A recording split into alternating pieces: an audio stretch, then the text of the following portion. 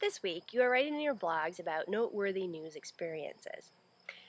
I believe that newspapers have the power to change lives. Sometimes that's by revealing wrongdoing. Sometimes it's by telling the story of someone who has conquered terrible circumstances. Sometimes it is merely by broadening our horizons and letting us know how others live. The thousands of stories I wrote during my 10 years working for the Star newspaper affected my life. There were many interviews where I wiped tears away. I was inspired by an 18-year-old man who was left to raise his baby alone after his fiancée died suddenly. I saw people look disease in the face and laugh about it. I met someone who donated her kidney to her brother. I met people who would set off to change the lives of others for the better. I met folks with fun hobbies.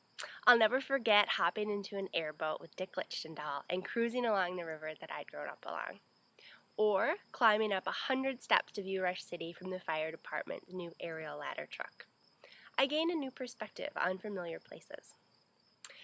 Our media is powerful in that it exposes truth as well.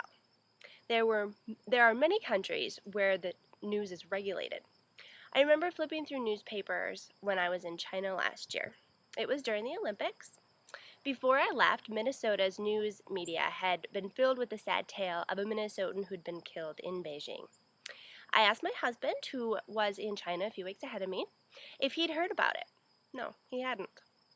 Not a word. When I got there myself, I read the newspaper every day.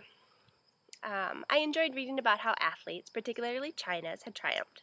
But each story was worded in such a way that you knew that nothing negative would ever be told. There was nothing in those newspapers, for instance, about the controversy swirling around that young gymnast, even though many people outside of China questioned her age. I returned home from China grateful for a free press. While I often criticize America's propensity toward sensationalism, we are free to talk about what we want in our newspapers and in our blogs. We don't have to wonder if what we're being told on TV is a lie being glossed over. For that, we're lucky.